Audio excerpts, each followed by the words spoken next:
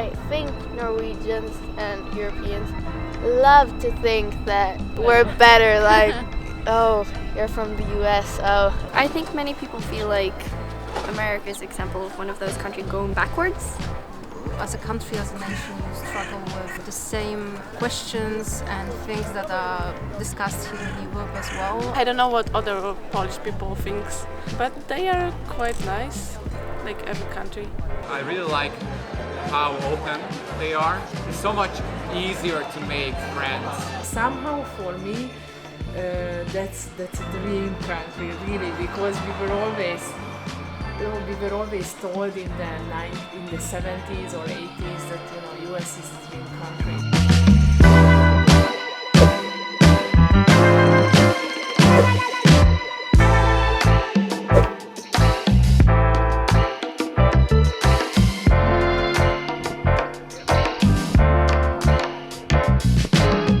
Even though we don't want to say it, we're kind of, in a way, used to, or like if we're watching the TV, we're looking at American shows, or we're looking at reality, or we're like, it's entertaining in a way, but we're getting impressions from the USA that we might be taking with us, that we don't know that we're doing, like.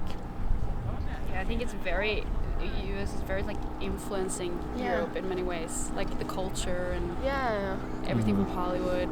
Like we watch American shows all day. Yeah, but at the same time, I think Norwegians and Europeans love to think that we're better, like, oh, you're from the US, oh, or not like that, but like maybe we're thinking we think we're thinking one step ahead. I think people would see it as chaotic, but hey, the whole world is right now, and everything that goes on with, especially I know there was a big debate about the abortion wars, for example. I think many people feel like America is example of one of those countries going backwards, but studying political science, I have learned that happens with many countries. In time, because they go in like waves. What political views are accepted and what are not, it changes. And with everything that goes on now, I think it's pretty hard to explain because it's kind of fluid. But can we say like I understand, like it's relatable? I think for many, you're just an example of what goes on everywhere in some way.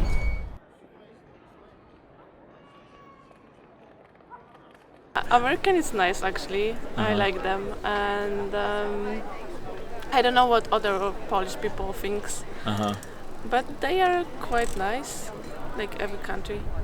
What do you think about when you hear news from America these days? Like, do you think it's quite crazy or interesting, or you have no opinion on it? I have no opinion. Yeah, but it's not. Is it talked about much, like in Poland? Like when you see news or headlines, like what's going on internationally? In US, not. Right now, no. It's not like top of the top. I think that what struck me lately about America is like that you, as a country, as a nation, you struggle with the same questions and things that are discussed here in Europe as well. I'm referring to what happened in Texas when I think it was in Texas, right? The school shooting. The school shooting was one thing.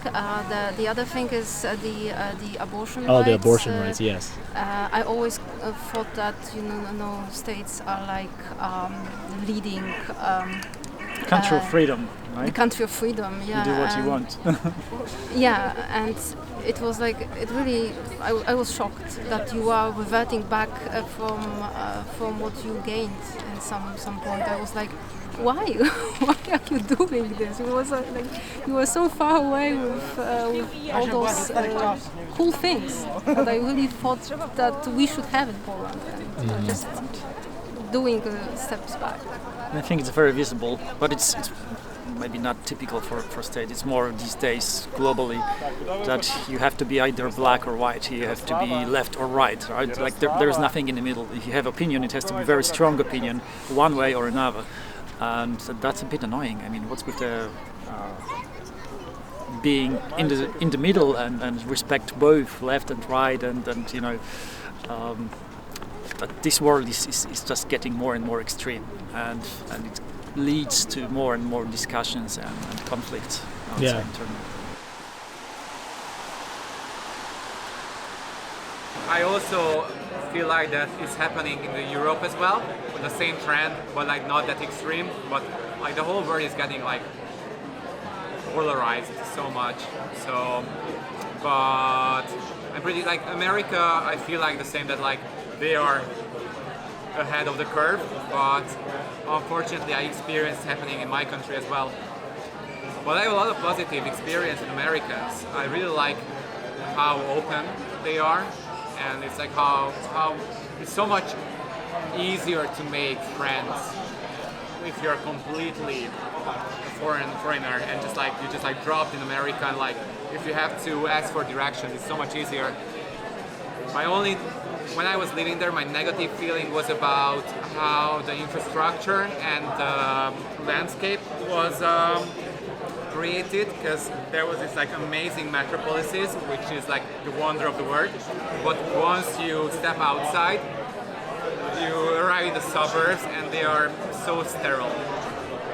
Yeah, like same shops in the same order in like one street. Every city the same, and everything is completely paved. But once again, when you reach the nature, it's amazing.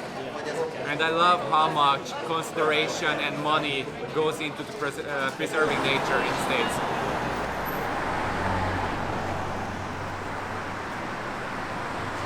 You know, from Eastern Europe, because Hungary is Eastern Europe, we always had, there is an American dream. And that's why maybe I have a feeling that it's easier to live in US than here in Eastern Europe. But maybe it's not true, I never checked. But I think you are more, you have a different thinking in terms of a lot of topic, in terms of genders, in terms of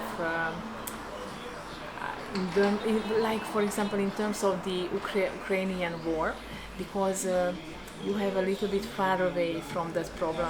We are, Ukraine, it's our neighbor, so it's not it's right not easy. Border, So it's so for me, US really, I think you have more freedom and more distance from the problems than we have. But it's my impression, of course, I really don't know. But you have sometimes crazy people like Trump, and now Biden. So for me, I saw sometimes Trump, and I was thinking, my God, he's, for me, he's, the president of US, he's representing your country, and I said, my God, he's so crazy. And after that, Biden was coming, and I said, my God, he's too old, And of course, his speeches and so on. So, you have really interesting presidents. Which I really like Obama. I know a lot of people, don't like Obama, but at least Obama was, my style. I mean, I don't know how old is he, but okay, let's say he's 60. Yeah, I think he's probably in his he's close to 60 now, because he was like 40, in his 40s when he became president. Yes, but he was young, he had energy and so on, so I like that kind of president. And after that, Trump and Biden, that was a little bit, interesting for me. But somehow for me, that's a dream country, really, because we were always told in the 70s or 80s that US is a dream country. How did you hear about, like, from people who had gone, or was it just? Yeah. I had an uncle who in 1956 he went to Germany, and after that he went to US, and I know that he was just working in a factory for Marlboro, and but he was living good, and you know, and in my when I was kid, everybody was telling to me that he is so lucky.